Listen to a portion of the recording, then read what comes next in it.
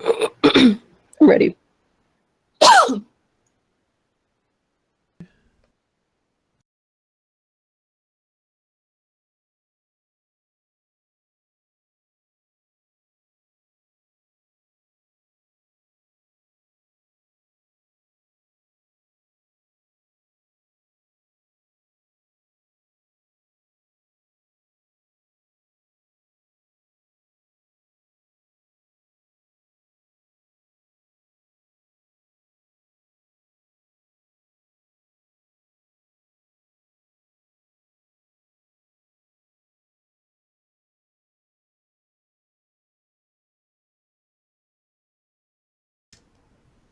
And the audio is hot going out on the internet. So hello, internets.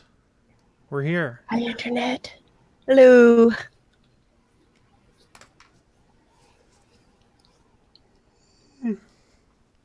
Excuse me. Just let me know when you want me to start doing intro network bumps and crap, and I'm good. All right. We say this thing before we do the bumps. So Okay. Let me get this time on what? Go ahead. Sorry, I had to get the recording going. Okay, are we recording? Yes, Is we're it really recording. going? Yes. All right. For real? This time on episode 188 of Legends of S.H.I.E.L.D., we'll be talking Spider-Man Homecoming, the weekly Marvel news, and your feedback. I'm Jason. I'm Adam. And I'm usually Dave from the Digital Soup Podcast. A proud member of the Gonna Geek Network, just like the show you're listening to now.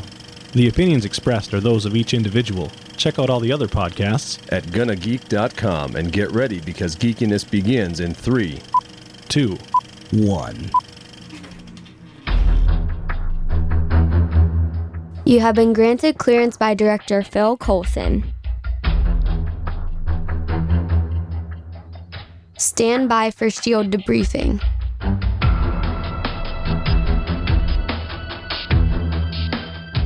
All information to be discussed here is classified and may only be discussed among agents granted clearance by the S.H.I.E.L.D. Director. Now it's time for your scheduled debriefing. I'm Agent Haley. I'm Agent Lauren. And I'm Consultant Chris. Welcome to Legends of S.H.I.E.L.D., a Marvel Comic Universe fan show. This show is recorded on Sunday, July 9th, 2017, from the Legends of S.H.I.E.L.D. studios and broadcast worldwide via www.geeks.live.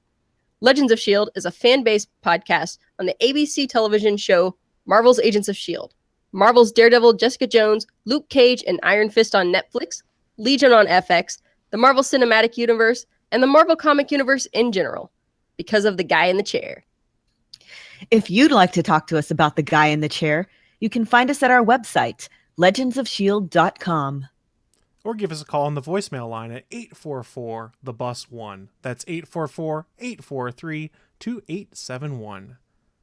You can find our Facebook page, Legends of S.H.I.E.L.D. Podcast. You can find us on Twitter at Legends of S.H.I.E.L.D. And don't forget, you can find us on YouTube at youtube.com/GonnaGeek. Legends of S.H.I.E.L.D. is a proud member of the GonnaGeek.com network. All right, guys. It's happening. We're talking Spider-Man. It's here. It's here. It's here. I'm so excited. I feel like this summer was foretold years ago with an MTV Movie Awards when Sarah Michelle Gellar and Jack Black hosted and they opened it as Spider-Man and Wonder Woman. Right? It's the prophecy has... There's a word and I'm forgetting it. As it was foretold, so it shall be. The prophecy was fulfilled. That's it. Yep. It's early and I don't know words yet. Yeah, words hard. And we don't have Star Pie here to like keep the bus on the rails.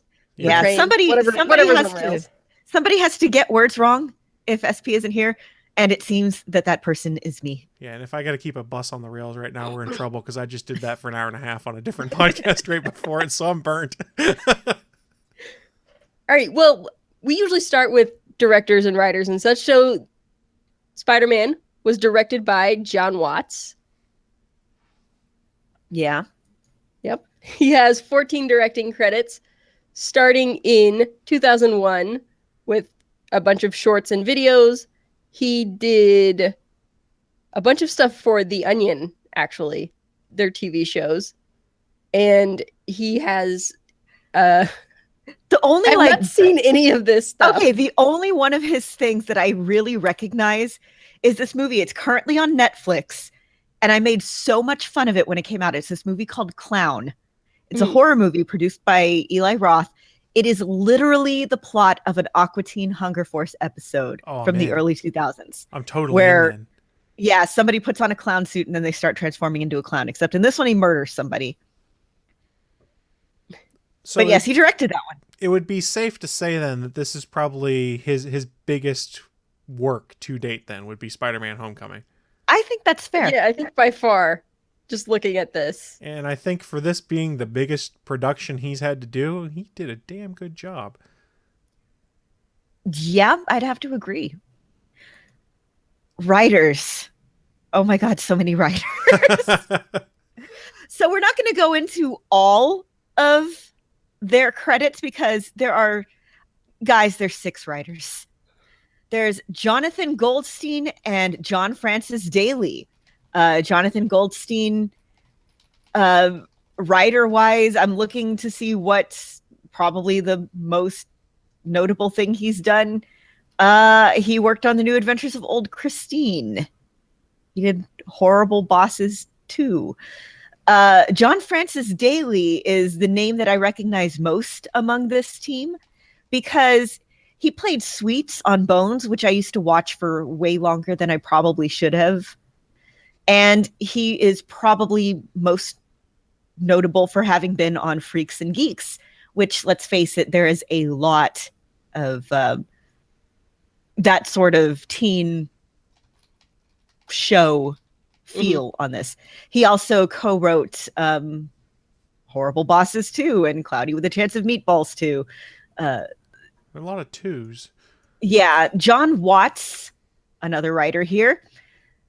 Also the director, Christopher Ford. He has worked with John Watts before. He worked on Adam TV. He worked on that TV series The Fuzz with him. He wrote Clown. I can't take that seriously. Chris McKenna worked on this. Chris McKenna was a producer on Community. He also wrote for a whole bunch of episodes of American Dad and some episodes of Community. So I wonder if he got recommended by the Russo brothers or something. Because remember, their big thing before they started doing the Marvel flicks was like Community and the paintball episodes and being involved in that. Yeah, Eric Summers also worked on Community. And Crank Yankers. Yes! There's a lot of... And was a co-producer for a show that I liked, but the world seems to kind of have forgotten about, Drawn Together. That was a great show. Okay, yeah, and also the guy that played Obi-Wan on Clone Wars was Waldorf Sockbat in that, which is always a bit of cognitive dissonance. That just made my mind break and bend a little bit. Right? So, yes, a lot of comedy writers on this, which I feel like if you're going to do Spider-Man right, which we will talk about, he needs to joke around a lot because that was always one of his things in the comics. I think they, despite, usually it's a bad sign when there's this huge team of writers. I think we got something good out of this, guys. They worked well as a team at the very least, because for there to be that many writers and getting writers credits in a movie, there's plenty of other people that were still involved, but these are the folks that did enough to get writers credits. So that's a lot of people you're talking about in the movie. Pretty good. The story was good. There's not much I can quibble about, but granted, I'm biased. I'm a Spider-Man fan. I mean, there's a Spider-Man hanging off my microphone right now. There's a giant Spider-Man literally standing over my shoulder as we record this in the corner of my office. So I'm biased. Okay, I guess we can take the cast as they pop up when we talk about the characters. Since we were lazy and didn't do the cast list, because there's a whole bunch of people in this movie. Yeah. So, I mean, we could obviously start with Tom Holland as Peter Parker Spider-Man. He's been in movies before. Of course, Captain America Civil War. The thing that really stood out for me with him was that he was in Billy Elliot the musical, which that whole dancing thing, which by the way, we've talked about it before, the lip sync battle with him and Zendaya.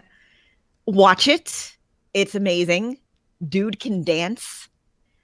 And that physicality, I think, really, really works for him as Spider-Man in this movie. So if you'd seen like some of his old Instagram videos and stuff like that, part of what he sent in when he was going to go audition this is like parkour and stuff like that he'd been doing in his backyard.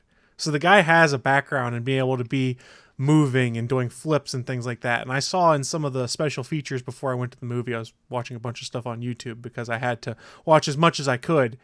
They were like, yeah, there's these scenes where Tom was there and he goes, yeah, I really want to do this stunt. And we had to look and go, can we actually let him do this stunt? Because he wanted to do pretty much all of the stunts, all of the flips, all of the wire work as Spider-Man. So this is a guy who loves the role and loves the physical nature of it. And more than a lot of characters, there's really no reason for him to do it because he's in the suit. Like, you can put anyone in the suit and have them do the flips and stunts and all that stuff, and no one will know. But I mean, like, kid's 19, and let's face it, teenagers are idiots. That's true. I love you, teenagers, but your brain is not formed yet. And I remember being 19 and I was an idiot. And I remember being a teenager, and I remember my friends' brothers as teenagers and driving to my friend's yard, and my friend's brother and his friends were hitting each other with poles just because they were there. So I remember very well what being a teenager is like. And I think they probably should not let him do a lot of these stunts if he is not a trained stunt professional. But for the ones that he did, I mean, good on him. But if he's going to get hurt doing a stunt, now is the time to do it when his bones are still kind of rubbery. Yeah. I mean, he could be like Jeremy Renner, who just broke 2 arms doing the Avengers. Well, no, he wasn't doing Avengers. He was doing a movie called Tag that has like no stunts. And I was going to bring this up in the news because I just remembered. But let's talk about it now. Jeremy Renner in his, I guess, 40s? I think so he's at the age where everything starts breaking down. And, well, he's past the age where everything starts breaking down. I'm in my 30s and everything started breaking down. And he was saying it's literally like the only stunt in the movie. He's like, yeah, I think I could do this. Fractured an elbow, broke his wrist. So, I mean, excellent, dude. Just he's having fun at least. He said he heals quick. Yeah, it is like the most Hawkeye thing ever. Like, I'm just picturing the very first panel of the Hawkeye comic, the Matt Fraction one, where it's like him just all banged up, like, okay, this looks bad. Just a little bit. Yeah, Tom Holland, I think, fantastic Spider-Man. Much better than Tobey Maguire. Mm-hmm. Yeah, so when you start comparing them, I have to say, when you had the first 2 Spider-Man films, Tobey Maguire, I thought was a great Peter Parker, not a very good Spider-Man. Andrew Garfield, good Spider-Man, not good Peter Parker. Now you've got Tom Holland, who I think is good at both. Yes. Yes. I agree with that entire assessment. Yeah, let's talk the villain. Let's talk Michael Keaton as the Vulture. Adrian Toomes. He's understated, but at the same time incredibly scary at times. Mm. So the Vulture has kind of never been a cool villain. He's in the comics, he's this old man who just sort of flies around. And the one time that I really liked him was in Spider-Man Noir, where he was like this carny freak who they fed people to. I was like, oh wow, they made Vulture interesting. That's creepy. Yeah, it was honestly really scary. And then here, Michael Keaton, I was like, oh yeah, I forgot Michael Keaton can be really, really scary. And yeah, he just he's charming. He's got this like whole Ted Bundy thing going on because he's really charming, but he's horrifying. So I thought one of the great moments in there is when he flips the switch, and this is skipping ahead in the movie a great deal, when you find out that Liz is Adrian Toomes' daughter, and Peter goes to pick her up for the homecoming date, and you see the look on Tom Holland's face as the door opens, and there's Michael Keaton. And then you can see Michael Keaton piecing things together as things go on, that this kid's Spider-Man. And then the look on his face when he turns around the back of the car and goes, you can leave me alone, or I'll just find you and I'll kill you. I'll kill everyone you love. And you're just like, oh, as the switch flips, as Keaton puts all the pieces together, that this kid that his daughter brought to his house is Spider-Man, who's been the thorn in his side. It's so well done, and it's so creepy, powerful, scary, all at the same time. Did any of y'all see that twist coming with him being Liz's dad? No, I had no reason to suspect that twist coming. Right? Accidental spoiler I knew going in, which kind of bummed me out, but I'd forgotten, and I was like, oh yeah, that's right, he's Liz's daughter. So my You have husband... the same thing I do, where you just randomly forget stuff, and it actually helps a lot when you're watching new things. Yes. So my husband figured it out. He's like, yeah, I she has a really nice house and all this stuff. And I'm like, I just got so fixated on her as I the whole time I'm thinking she's Liz Allen. Of course, she's Liz Allen. And his name is Adrian Toomes. It's these things I know. So I didn't put it together. And they did a good job with keeping that secret, though, because like I pulled up IMDb because we're going to talk about the different characters and the actors and stuff, and they point blank say in there it's just Liz is who Laura Harrier is credited as, not Liz Allen, not Liz Toomes, and Ned Leeds is just credited as Ned in there to kind of keep some of these name Easter eggy kind of reveals away, and it's kind of nice. Zendaya is credited as Michelle with no other information. Exactly. Yeah, and then Tiffany Espenson is Cindy and not Cindy Moon, and just stuff like that. It's like, guys, you're killing me. Well, kudos to IMDb for not spoiling it though, too, because they always try and do that. Yeah, I comb IMDb because I am that person. So as we're talking about this, I see there's a chat room for the live videos going out there. Anthony Bachman's on there. He goes, well, Ned is Genke 100%. If you've read the Ultimate Spider-Man comics, he's completely him. So Ned, played by Jacob Batalon, who hasn't really been in much before this. He was in North Woods, and that was his real first role. And then this, and he has a couple of things coming up. So in the Miles Morales comics, Miles' best friend is named Genke. And it's the same character, just like lifted wholesale. And so that's one of my few complaints about this movie. This would have worked, I feel, just as well as a Miles Morales movie. Yeah, it could have. But, Peter Parker is the marketable Spider-Man still. It's the money of it. When people think Spider-Man nowadays, they still think Peter Parker first. Though Miles books are really fun, and I enjoy the Miles character a lot. Like in the thank you section, among the people that they thanked were Bendis, who has done a lot of work with Ultimate Spider-Man, both the Peter Parker and the Miles Morales version. But the artist that was thanked was Sarah Pichelli, who has been drawing the Miles Morales version for years. Well, that costume at the end, wasn't that a Miles Morales costume? Yeah, that was the Iron Spider costume at the end was the Miles Morales costume. Yeah, it was a hybrid of that and the Iron Spider costume from the Civil War era, because the way the logo was done on it was very reminiscent of the Iron Spider logo. So, I mean, thanks, Marvel.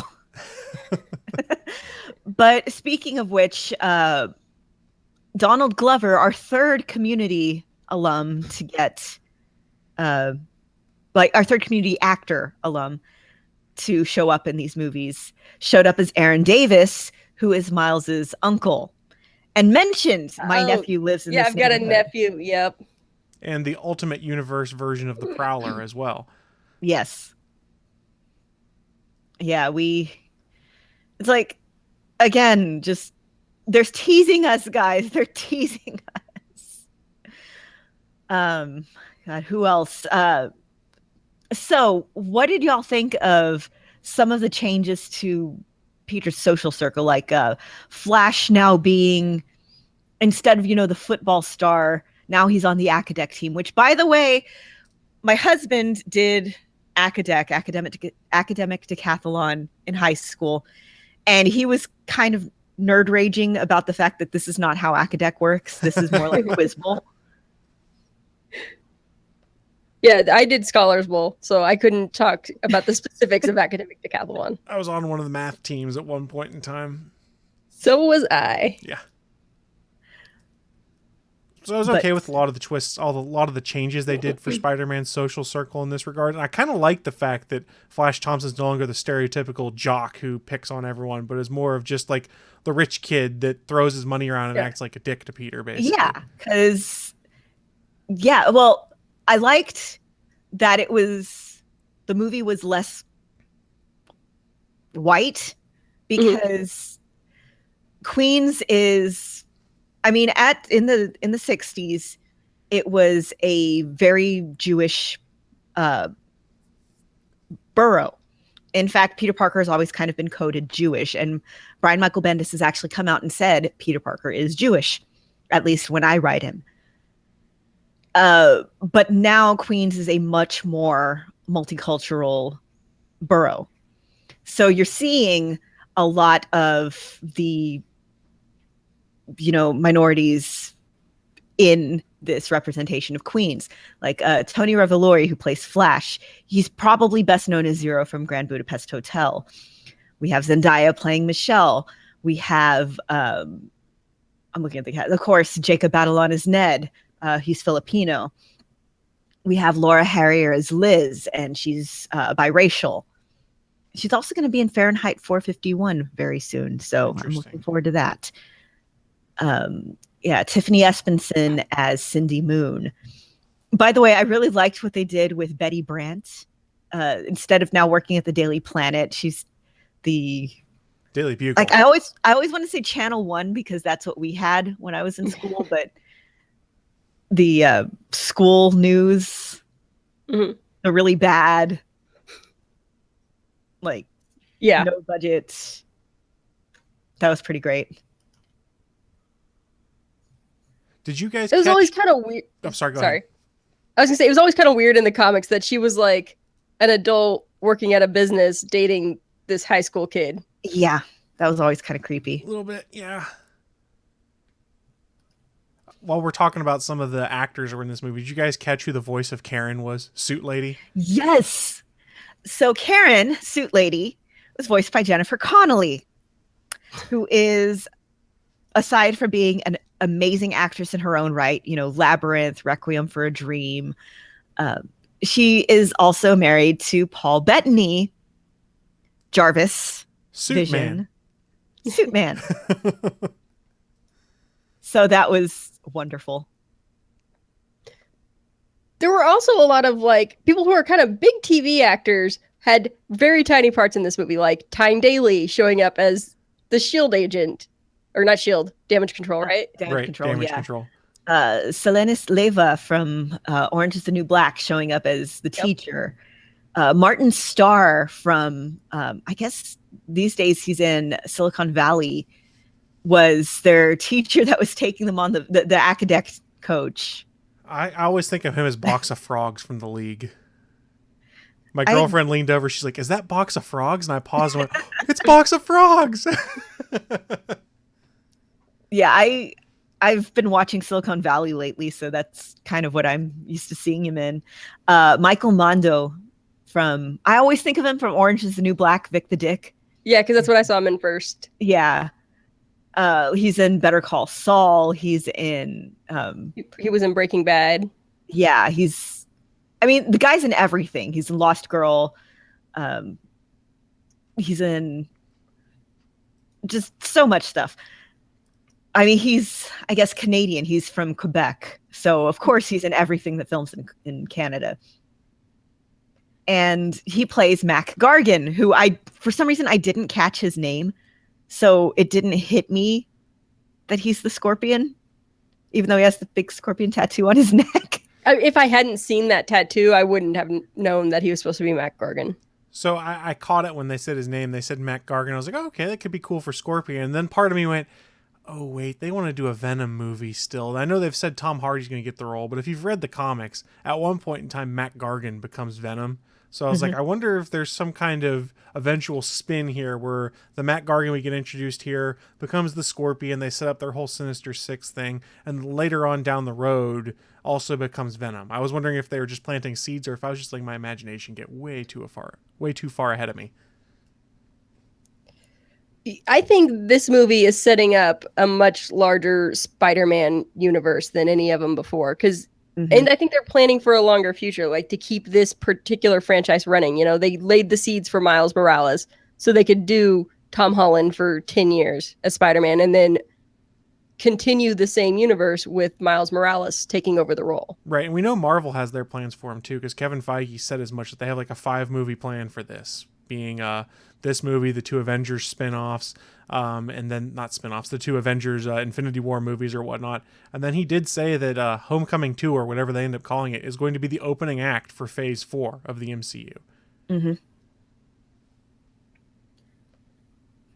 But yeah, we have just so many really good actors in this movie playing.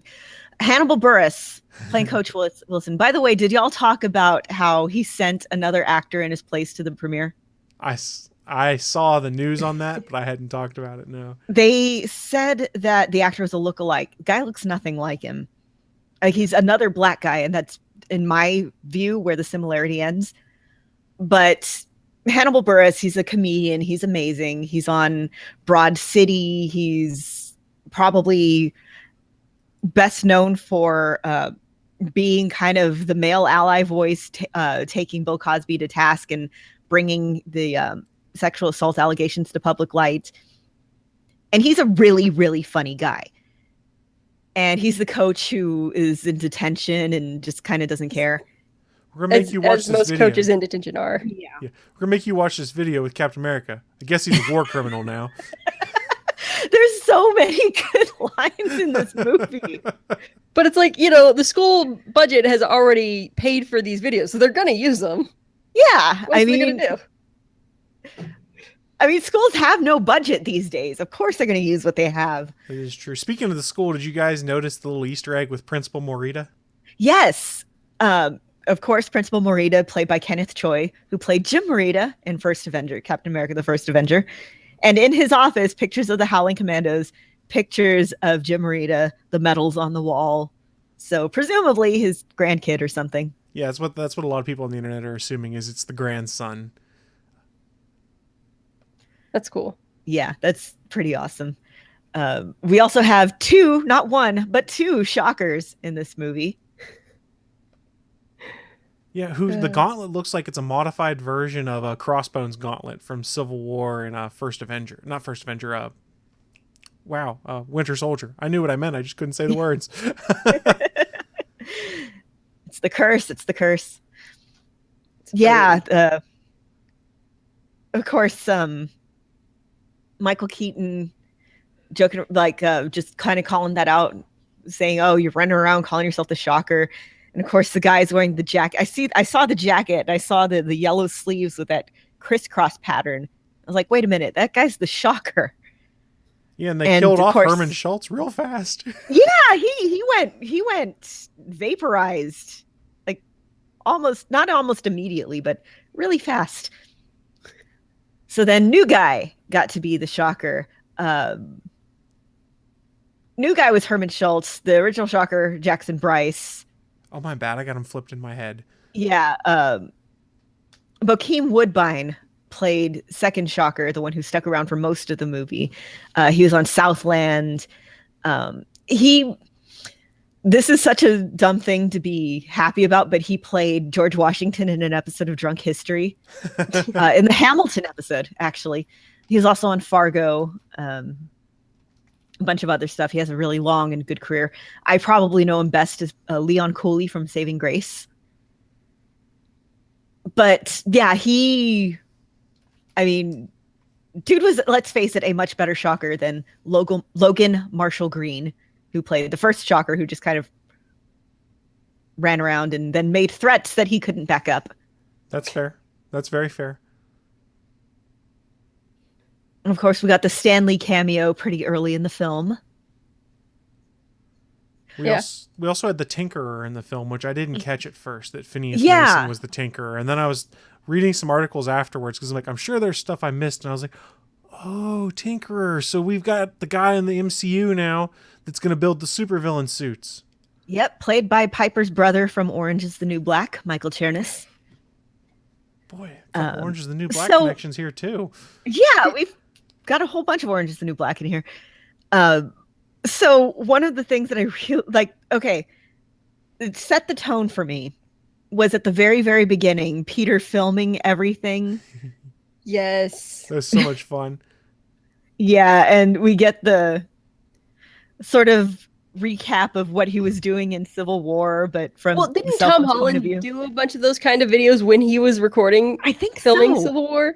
I think so. It wouldn't surprise me. I saw in interviews, he said, basically, I went and auditioned, I got the role, and they put me on a plane to Atlanta pretty much within hours of getting the role so I could go be Spider-Man. Yeah, so I think they probably drew from that for this. And him annoying Happy throughout the whole movie was... And Jon Favreau played it so well, just being exasperated with like, oh God, I've got to look out for this kid. I don't want anything to do with this. And then the switch he flips at the end where he's like, oh, maybe the kid's not so bad after all. Maybe I sort of understand why he's kind of a big deal. Yeah, we find out why he's so stressed. He's like, I am worried that I won't have anything to do with this company soon. So I'm trying to take this very seriously. Yeah.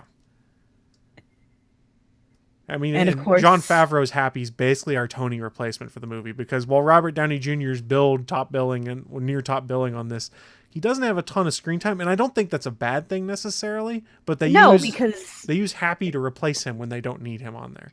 Robert Downey Jr., this was one of the things I was really worried about with this movie, that it would become the Iron Man movie.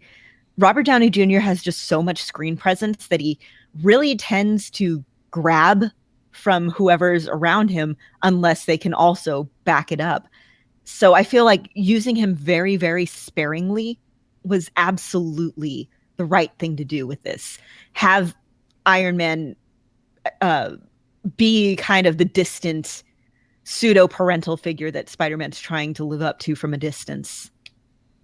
I also think it was important that Tony's suit got taken away before the final battle. So it was really Peter Parker as Spider-Man is what defeated the villain, not, Peter Parker with the assistance of Iron Man. Not with all of Tony's special toys. Because I know that's one of the complaints I know some people had, and I thought it was going to bother me more than it truly did, is the fact that it's not really Peter's suit. It's all of Tony's special bells and whistles that are helping Peter out throughout the early part of the movie. And then, like you said, Haley, at the end, Peter's got to stand on his own. He's got his original costume. He's got his original web shooters that he built, and he's got to do it with just the skills that he has, everything he's learned, without any of Tony Stark's enhancements. And you could argue that's when he finally truly becomes Spider-Man, is when he realizes, I need to do this.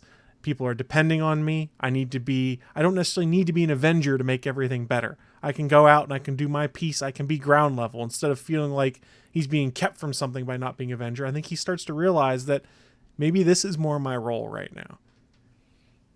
Yeah, that moment where he's in the warehouse and the Vulture brings down the warehouse on him, and he's there and he's screaming for help. And first of all, that was a really good performance. Like it reminds you he is a kid. And they did a really good job casting an actual teenager for this, because he looks like a kid and he sounds like a kid. And then him realizing, at first I was so worried, okay, the armor's going to come in and swoop in and rescue him. But no, he realizes, I can do this. I have to do this. And he saves himself. And then he goes and saves the Vulture. And while it might have been a little cheesy when he's gathering himself and he's kind of realizing he's got to do it all by himself to escape from the collapsed warehouse, the moment where he looks down into the puddle and you get like half the Spider-Man mask that's in the puddle and his reflection over the other half, it was cheesy, but it was awesome. It was cheesy, but it's something straight out of the Spider-Man comics. Well, and him being trapped under the rubble like that, I don't remember what issue it was, but there was a Spider-Man comic in around issue 50-ish, I think. And I thought it was like 30, I don't know. Maybe. Yeah. I don't know. It was fairly early on though. And he had been chasing the Kingpin, I think. And that's the image you get, is him trapped under this rubble with water flowing down around him. I remember it being very, very good arc. Yeah, Amazing it's- Spider-Man 33. Yep, and There you I'm go. looking in the chat room. Anthony Bachman says, Amazing Spider-Man 33 on screen, finally. One of Romita's most famous sequences from the comics, done incredibly well. There you go. Yeah. So yes, again, a good thing about these comics being made by people who appreciate them is you have the Easter eggs, but they're not vital to understanding of the movie. But they add so much to A, the visual language, and B, the actual, the longtime fans who show up and then can recognize these moments, and it gives you just this extra like oomph. Like the new fans can come in and just appreciate it for, oh my God, this is a great moment. But the longtime fans can come in and be like, I've been wanting to see this on the big screen forever. We get that special smile on our face because it's something you've always kind of imagined of, when am I going to see this on the big screen? When am I going to see the actors I like do this? And they sort of teased it in some of the past Spider-Man movies. Like in Spider-Man 2, when the warehouse wall falls down on Peter and he catches, like, this is really heavy, and has that quip. They sort of emulated a little bit of that look, but this is literally that scene from the comics on screen, just a different costume. So I'm trying to think of what else I wanted to talk about with this movie. Well, we haven't talked about Aunt May at all. Yeah, we haven't talked about Aunt May, young hot Aunt May. I like that they played with that joke throughout that, because the internet all joked about the fact when Marissa Tomei was cast, like, Aunt May's hot now? What? And then they just run that joke the entire time. Tony Stark made the joke in Civil War, makes it again in this, and then like the sandwich shop guy, I can't remember his name, all of a sudden, it's like, how's your aunt? Well, I don't know. Yeah, how's the your sandwich shop daughter? guy. When they go out for I forget what kind of food it is, but the guy brings her dessert for free, just stuff like that. I did really enjoy her Aunt May. It's very much more similar to the Ultimate Comics Aunt May than most certainly what the 616 universe is, where Aunt May is a fragile old woman who has to be protected from everything. But they kind of carry over that, Peter, I have to protect Aunt May from this, not really hinting at much other than potentially the loss of Uncle Ben being what's got her so uptight about Peter's safety all the time. Yeah, I really, really loved her performance because she's younger, she's more vital, but yeah, you see that protectiveness, you see that worry because, she's lost her husband, she's lost her whatever, I want to say like in-laws, but her brother and sister-in-law. And then, she's always, there's long periods of the time in the movie where she can't get a hold of Peter and these bad things keep happening. So of course she's worried. This is not unreasonable. And he is a kid. Yes, she has every right to be worried. And then of course, at the end, should we talk about this? Oh yeah, let's do it. We have to. He's like, okay, no more secrets, no more secrets. So he's in the suit. He calls her in. He takes off the thing. She's in the doorway. And the last line of the movie. Oh, shh. No, it's what the fuck? Oh, that's right. And then the credits start. And that was amazing. I died. So that's a great moment there, because one of the things that's always been true about Spider-Man for the longest time was always he hid his identity from Aunt May forever and ever and ever. And then when J. Michael Straczynski was writing the books in the early mid-2000s, he finally did this reveal where Aunt May finds out that Peter is Spider-Man and flips the whole dynamic on its head of now Aunt May is on his side. She's writing letters to the editor of the Daily Bugle and things like that, saying I'm canceling my subscription because of the coverage there. And it makes for a great twist for how that relationship works now, as she understands why Peter's not always there. It's not because he's a flake. It's because he's out trying to save people. And sadly, they undid it with One More Day and things like that. So Aunt May no longer knows he's Spider-Man. And they had also done in the Ultimate Universe where Aunt May discovered it, and there's some strife for a long time. They finally get on the same page, and she doesn't like the fact that he's Spider-Man because of the danger he puts himself in, but accepts it. So I'm really curious to see where they go with it for the movies going forward, because in the very first movie, the cliffhanger is, I know you're Spider-Man now, basically, and you're like, oh, what's going to happen? Yeah, it's our I am Iron Man moment. That's it exactly. Well, and in the comics, it always feels like the people around Peter that are like close to him are always in more danger because they don't know than if Exactly. they knew. It's like, Peter, stop being an idiot. And here he is. I mean, he's a teenager, so he's, his brain's not formed yet. But teenagers, I'm really sorry, but look it up. It's true. And just be aware of that when making your decisions. But I get where he's coming from a little bit, though, on not wanting to tell Aunt May. He's been Spider-Man for maybe a year at this point in time, it seems like. And there's been so much upheaval of things that are going on. And in his mind, Aunt May is so overprotective of him, just as Peter Parker the kid. If you see someone come into that shop to do something like that, you run the opposite direction, things like that. From his point of view, it's, how do I even go about telling her I'm Spider-Man now? Even if I wanted to, how do I do it? And what's it going to do to her to find out that I'm Spider-Man? Because at this point, when the movie ends, even halfway through the movie, he's not going to quit being Spider-Man. This is what he wants to do. He wants to help people. Well, for one thing, she can know that he now has super reflexes and super senses, so he can, dodge faster. That's true. I'm just saying. And maybe he won't get grounded for sneaking out so much. Yeah.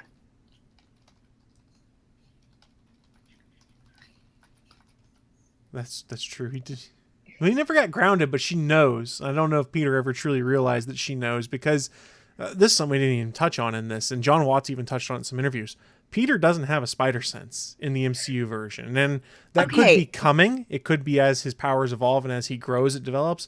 But there's no spider sense right now, so he doesn't get like that tingle in the back of his head of, the Vulture's about to drop this warehouse down on me. Like, me and my husband were talking about that after the movie. Like, okay, so if he doesn't have the biological web shooters, what does he have? And so I was telling him, okay, the spider sense, the reflexes, the sticking to walls, but we don't see the spider sense in this movie, so we were wondering. So it's confirmed, no spider sense in MCU? That's what John Watts said in an interview, but then he also hedged his bet enough to basically be like, it could be something that comes later down the line. Okay. Now, will he be able to talk to spiders? Can you control an army of spiders?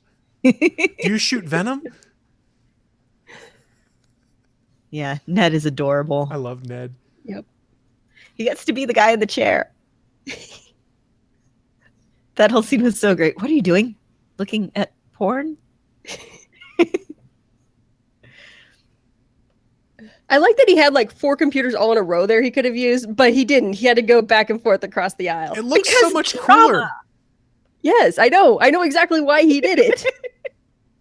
He's like, I saw this on TV once, so I have to do it now.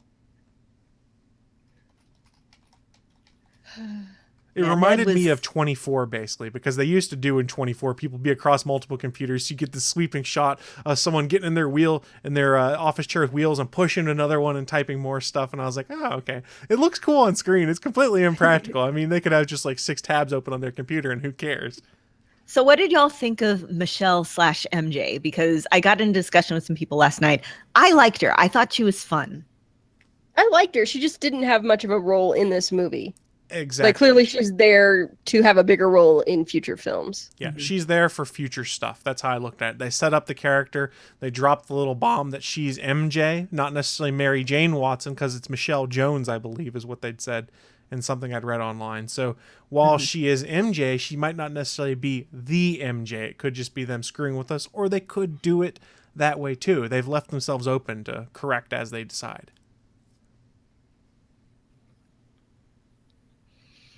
Yeah. Yep. But just the little things that she was doing in the movie, I liked. I thought was fun.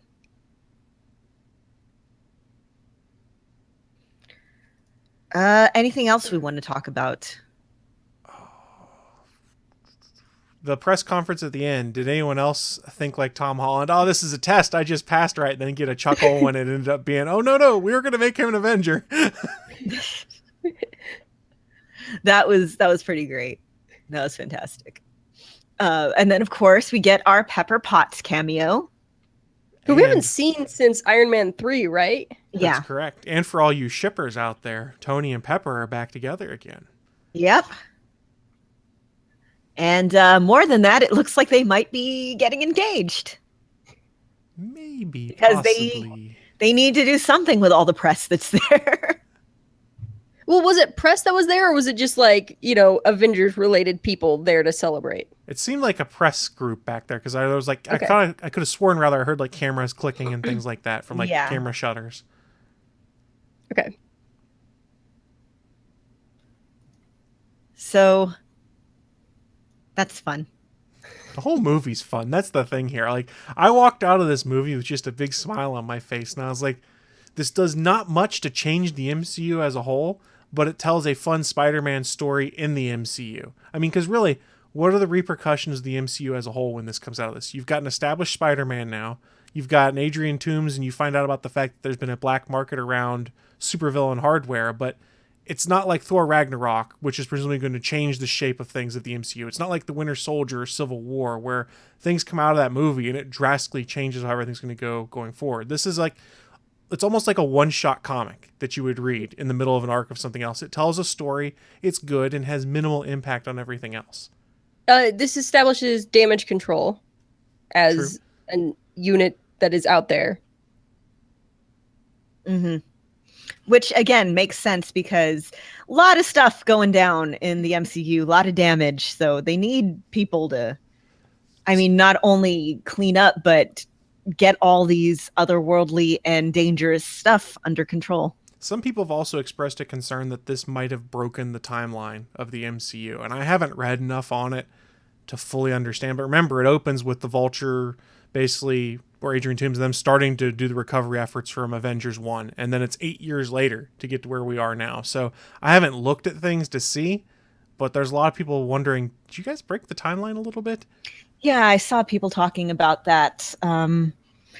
We had a discussion on Friday, didn't really come to any great conclusions.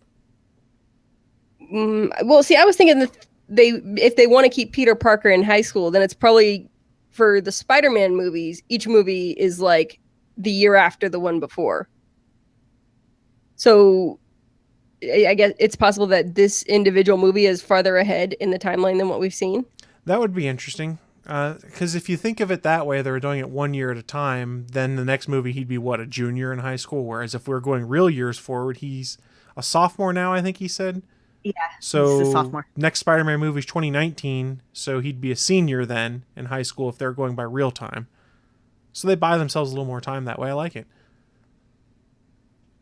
But I do think it is going to make a mess of their continuity. Oh, yeah. If they try and do that. I mean, you got to think this is the movie they weren't exactly expecting to make when you start making your timeline of everything that's going to happen. Because while they got a deal with Sony to bring Spider-Man in, I don't know that you could have expected that to begin with. Yep. Because it's only been 5 years since the incident.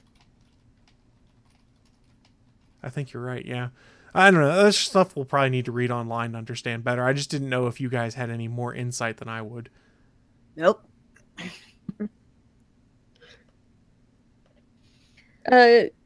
Quick box office information. Right now it's estimated that opening weekend was $117 million domestically and just over $250 million worldwide. Nice. Yep. So they made their money. I mean, we kind of assumed they would. Well, yeah, it's Spider-Man. The Spider-Man, plus you're bringing in Robert Downey Jr. also. That's your draw to be like, hey guys, remember this whole MCU thing? Let's put Iron Man in here so you guys remember.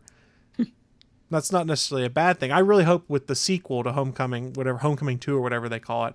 I'd read an interview, it was either with John Watts or with Kevin Feige, I can't remember who, that basically said the next one, we're not going to bring Tony back for it. We're going to there might be another hero in there that kind of operates in that Tony capacity as well.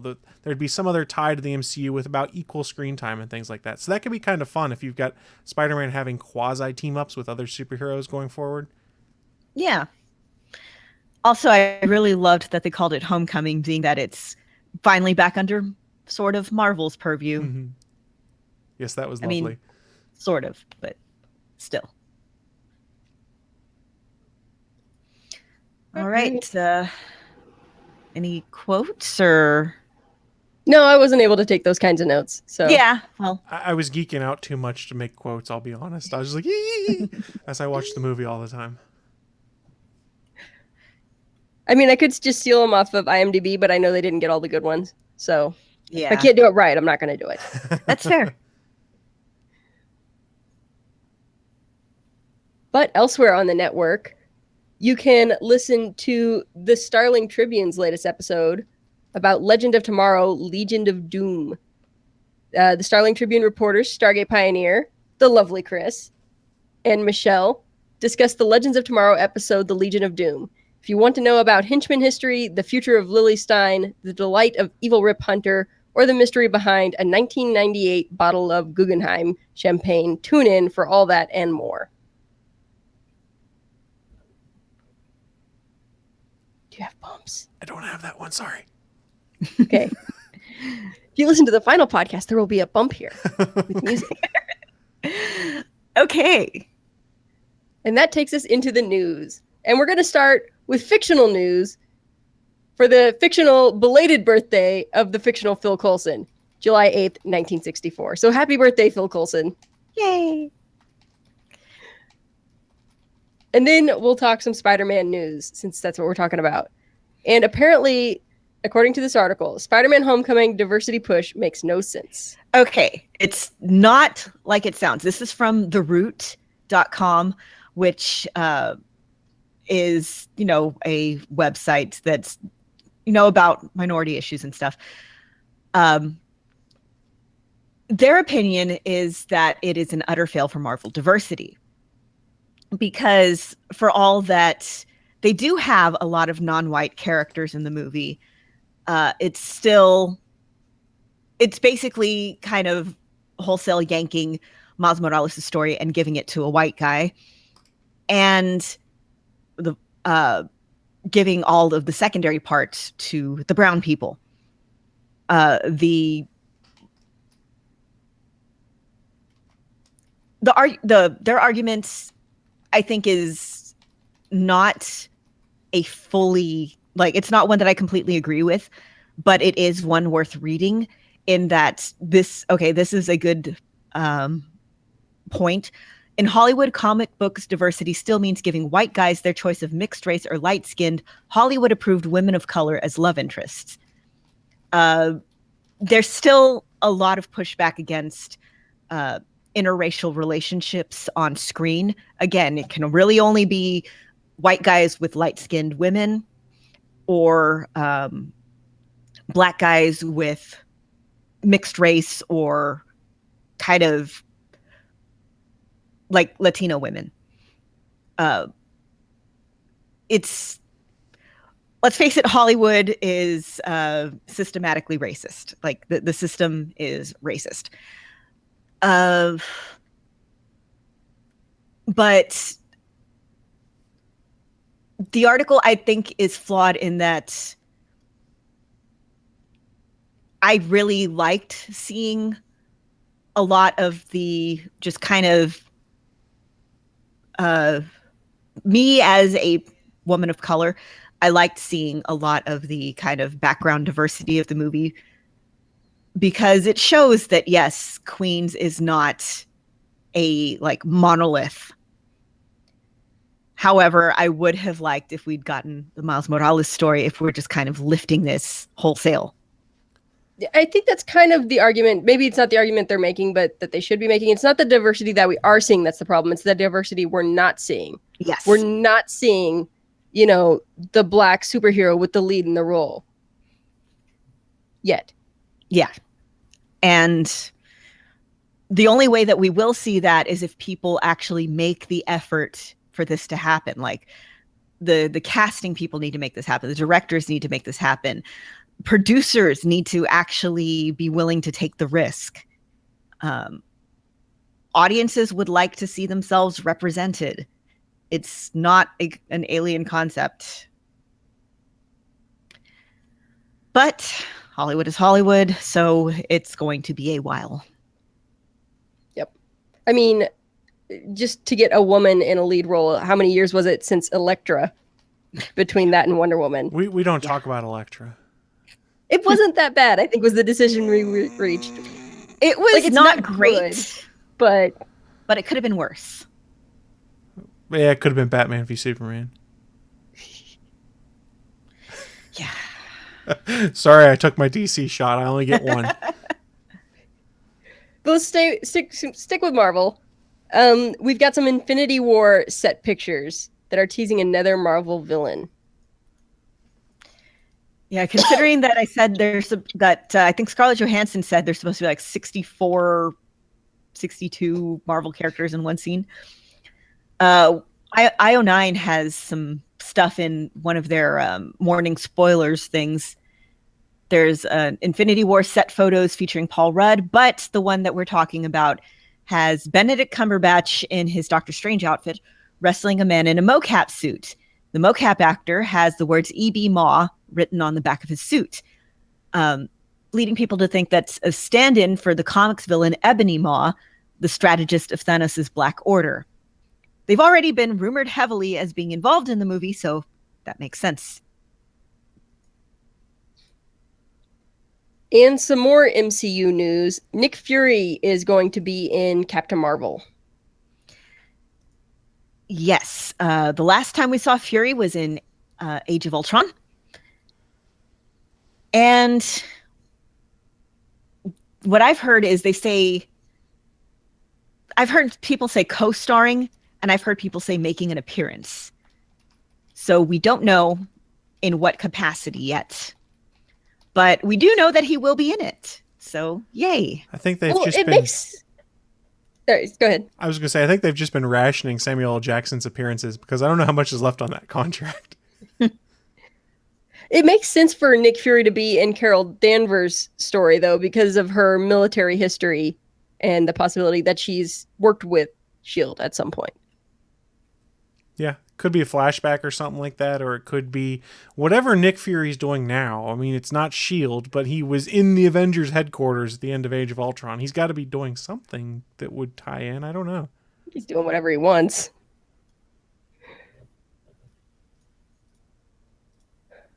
But that is all the news for this week. Everybody's a little bit busy with Spider-Man. Just a little bit. I do have this bump.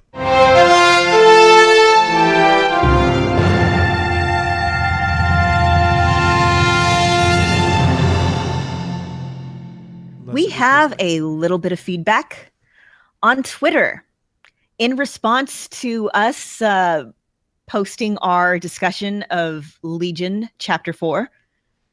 At Mr. Pericletes responded, or as I call it, Legion Therapy Session. I think that's fair. We also have some feedback from YouTube.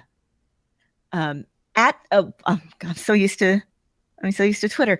There's no @ here. It's Narayantics said in response to our Legion episode, I was wondering about S.H.I.E.L.D. also, SP. Great recap, y'all. And also, oh yeah, it's a trap. So thank you, Narayantics. It's a trap. It's a trap.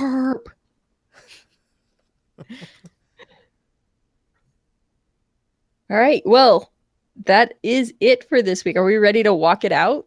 I think so. Let's do it.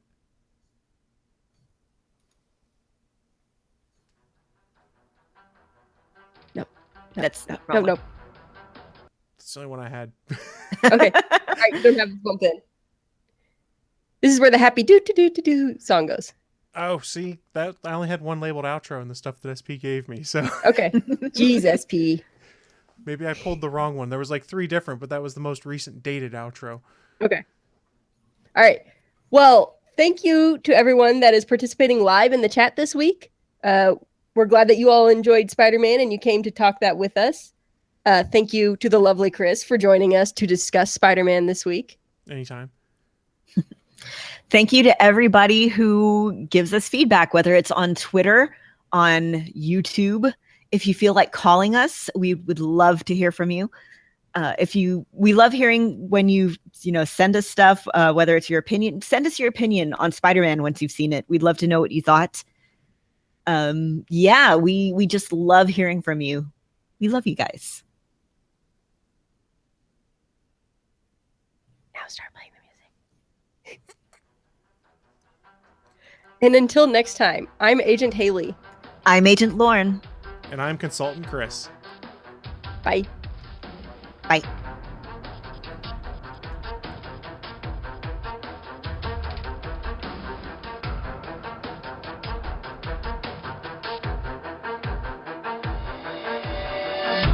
Thank you for listening. If you want to leave us feedback, go to gonnageek.com and you will find all our contact information and other shows. You can also visit legendsofshield.com where you'll find our complete archive of podcasts. The music heard on this podcast is by Kevin MacLeod, found at incompetech.com, and also artists on pond5.com and audiojungle.net. The opinions heard on this podcast are those of the individual hosts and do not represent Stargate Pioneer Productions, Legends of S.H.I.E.L.D., or Gonna Geek. Agents of S.H.I.E.L.D. is the property of the Disney Corporation, Marvel Studios, and ABC. No infringement is intended.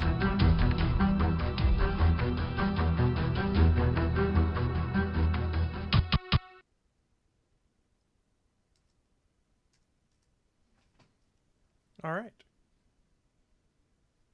Cool. Yay. Sorry, I had the wrong bumps on some of that stuff. That's Or okay. I don't just think he pull sent it you all the weird. bumps. He sent me like a dump of everything that had bumps in it, but I didn't see stuff like there's stuff labeled end of feedback, but I didn't see a start of feedback or anything like that. Okay. And there was a couple different things marked end bumps, so I must have pulled the wrong one. Sorry about that. That's my okay. bad. He can fix it in post. That's right. I don't have to do the video production on this. Sucks to be USP. All right.